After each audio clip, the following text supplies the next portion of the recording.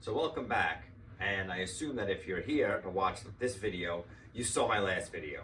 So here I'm going to show you how I'm going to add wheels to the front of this and basically make this like a rolling storage cart. It's not exactly a full tutorial. Adjustments are going to be made for your specific, dimensions, but overall this will show you what you need to do to add wheels to this thing and make it an all-in-one cart, transporter, storage unit. So let's get into it and I'll show you what I did. So to assemble this axle, you're going to need a piece of PVC that you've cut to the same length as your bottom bar. So you cut that exactly the same size. A 1/2 inch threaded rod, 2 7-inch or bigger wheels, 2 T's, 4 regular washers, 2 split lock washers, 2 1/2 inch plugs, which you're going to drill a 1/2 inch hole in each one, 2 regular nuts, and 2 nylon insert lock nuts. Now we're going to assemble it.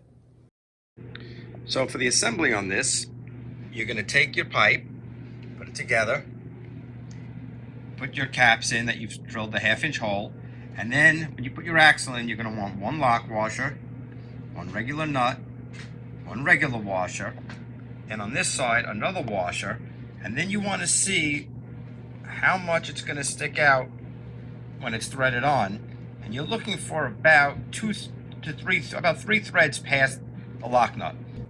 So what you can do is, once you've determined the proper length, you can take this off, measure how much axle is here from here to here, and then you'll know how much to cut of where your axle should be. You could always cut it after it's all assembled, but it might be easier to do it when you're dealing with just the individual rod. So you take it all apart after you made your measurement, made your cut, and then reassemble. And when you're all done, this is what you got. It's a little finicky getting everything tightened up with the lock nuts, because you tighten one, then the other one wants to spin, but you mess around with it, you'll get it. It'll go together. So now, what you're gonna need next is 2 more of these guys. So I've taken the side or front poles out, and I've put the axle in front to see how it's gonna line up. I took 2 T's, stood them on top. They're just resting on here, they're not bolted in.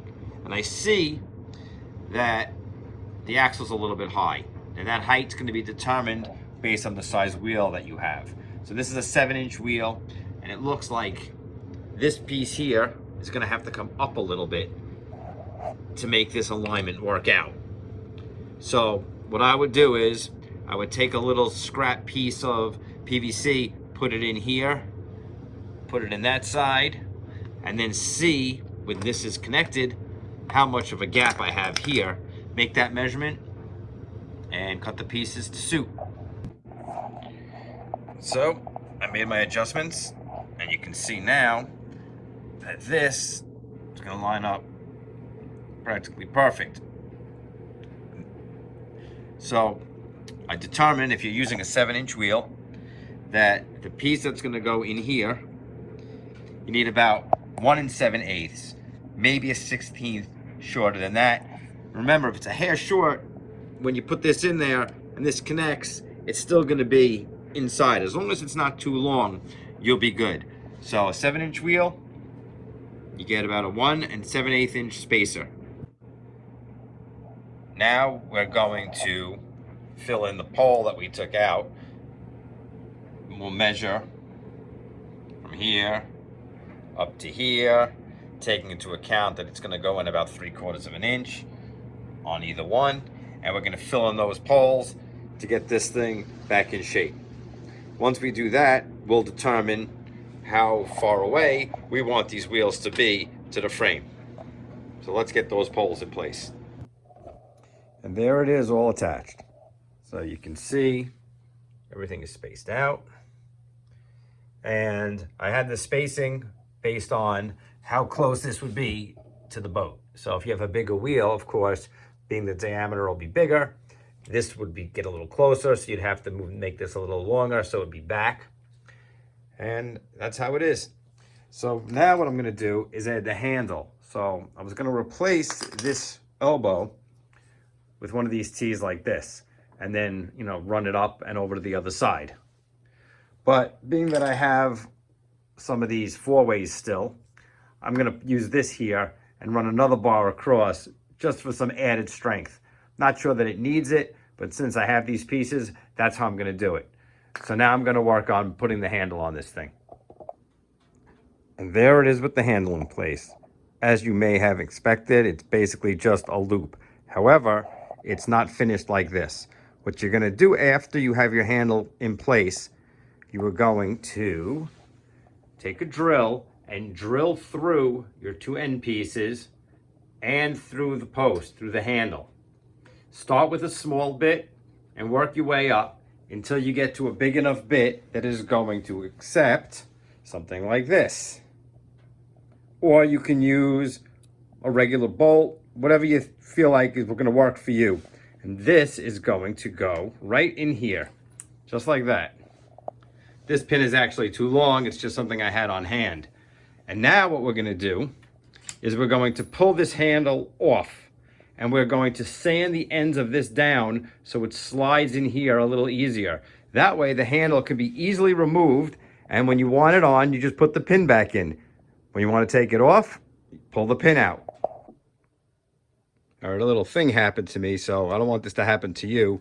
Turns out this pipe was not all the way down on one side of the handle. It fits so tight, even though I tapped it, it was not all the way down. So when I drilled the hole, I had this. Not good. Luckily, when it goes all the way in, I'll have enough meat. I could drill it through this side. I could use the other side. So my advice is you should sand this down before you drill the hole. Get it to fit the way you want into the ends, put it in place, then drill the hole, and you won't have a chance of this happening to you. To sand it, take some coarse grit sandpaper. You can wrap it around here. Do this. If your sandpaper isn't a coarse enough grit, it's taking too long, you can just take a file, go over here a little bit, go on the bottom, go on the sides. Pretty easy, it goes pretty quick. So as I said, definitely do this first. Get the fitment to be the way you want it. Then put it in place, drill your hole for your pin. And here it is complete. So when you're ready to go, take the handle off, load it up into your car. When you get to where you're going, put your handle back on. Take your pins, place them into the holes you drilled. Easy as could be. Then, you're on your way. Get to the lake or the pond, wherever you go, and enjoy. And of course, you have to have your morning coffee. So I'll put a little cup holder on there. And that's basically it. So if you like this video, leave the comment below. Let me know if you're going to build one or modify it however you see fit. And till the next time.